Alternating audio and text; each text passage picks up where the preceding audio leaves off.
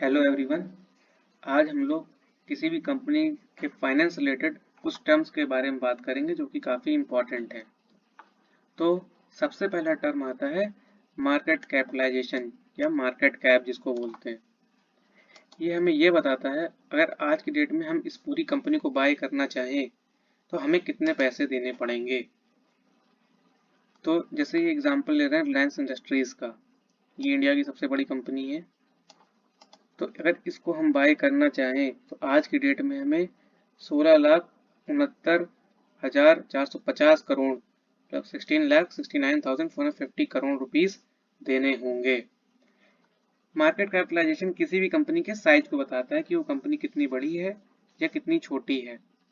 इसको कैलकुलेट करने के लिए हमारे पास फॉर्मूला होता है market capitalisation equals to total number of shares into current price. इस समय कंपनी का करंट प्राइस क्या चल रहा है, जैसे इस समय करंट प्राइस चल रहा है 2,468 रुपए और टोटल कंपनी के शेयर्स कितने हैं।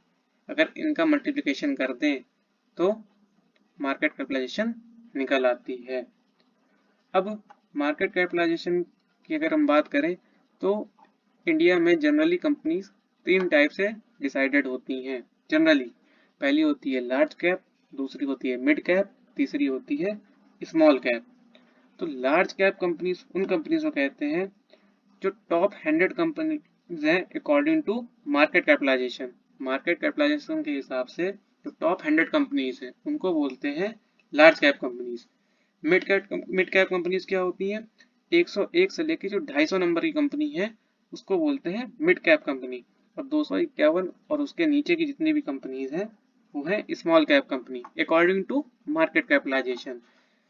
तो देखते हैं जैसे एग्जांपल, तो ये देखिए जैसे ये सबसे बड़ी कंपनी कौन सी है इंडिया की, रिलायंस इंडस्ट्रीज। इसका मार्केट कैपिटलाइजेशन कितना है, 16,69,000 करोड़ के आसपास। दूसरी है टीसीएस जिसका मार्केट कैपिटलाइजेशन कितना है, 12,34,000 करोड़ के आसपास। फिर एचडीएफसी बैंक। तो ऐसे करके टॉप 100 कंपनीज जो भी हैं वो है लार्ज कैप कंपनीज। जैसे आपको दिखाता हूँ, ये देखिए ये तो लास्ट में आ गया, नेक्स्ट पेज, ये आपकी आ गई टॉप 50 कंपनीज। फिर नेक्स्ट पेज 75 कंपनीज एंड ये टॉप 100 कंपनीज हैं। ये सारी लार्ज कैप कंपनीज हैं। अब इसके नीचे की जो भी है 101 से लेकर 251 तक ये आपकी मिड कैप कंपनीज हुई। ये सारी कंपनीज मिड कैप कंपनीज हैं।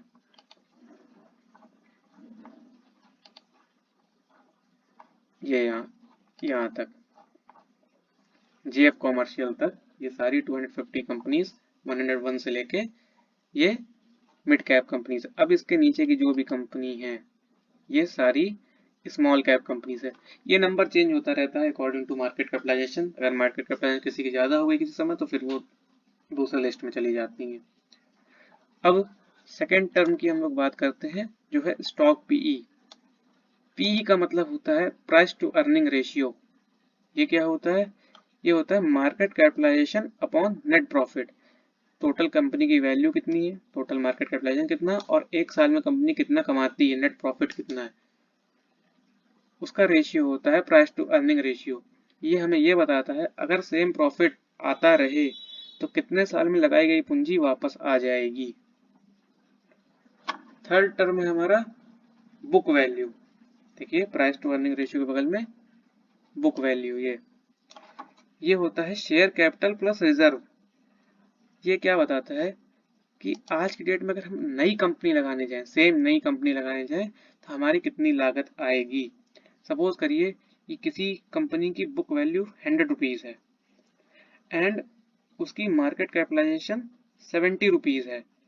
इसका मतलब ये है कि आज की डेट में अगर हम वो कंपनी लगाने जाएं तो हमें 100 रुपये खर्च करने होंगे।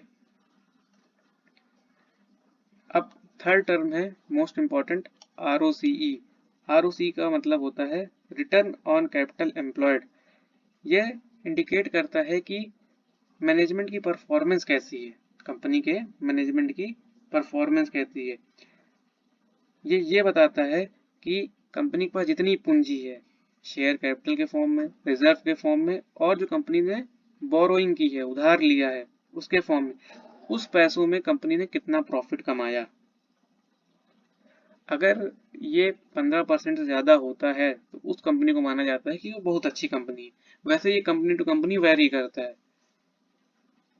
अब उसके बाद बात करते हैं हम लोग बैलेंस शीट में। बैलेंस शीट में सबसे पहले हम लोग बात करेंगे फिक्स्ड एसेट के बारे में। फिक्स्ड एसेट बताता है कि किस किस एसेट ने काम करना शुरू कर दिया है। ऑपरेशनल एसेट कौन कौन सी हैं कंपनी की। मान के चलिए कि अगर किसी कंपनी के पास 5 फैक्ट्रीज हैं तो पांचों फैक्ट्रीज में मैन्युफैक्चरिंग होती है। मान लीजिए मैन्युफैक्चरिंग कंपनी है, 5 फैक्ट्रीज है, पांचों फैक्ट्रीज में मैन्युफैक्चरिंग होती है। तो वो जो फैक्ट्रीज हैं उसके अंदर मशीनरीज होंगी और जो जिस जमीन पे वो फैक्ट्री बनी है, जितने टूल्स हैं, ये सब कंपनी के क्या हो जाएंगे, फिक्स्ड एसेट। देखिए जैसे इसमें देखिए land, building, plant and machinery, ship vessels, furnitures, vehicles, ये सब क्या है, फिक्स्ड एसेट हैं जो कि ऑपरेशनल है, जो कि काम कर रहे हैं। अब वही बात करते हैं CWIP की। CWIP का फुल फॉर्म होता है capital work in progress, means under construction work. माना किसी कंपनी की 5 फैक्ट्रीज हैं जो कि ऑपरेशनल है।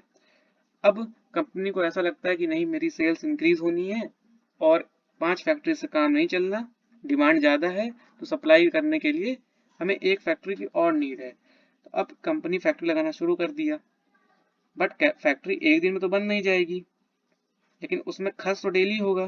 तो जब तक ये फैक्ट्री ऑपरेशनल नहीं हो जाती, इसको CWIP में रखा जाता है, और जैसे ही ये ऑपरेशनल हो जाएगी ये फिक्स्ड एसेट में चली जाएगी।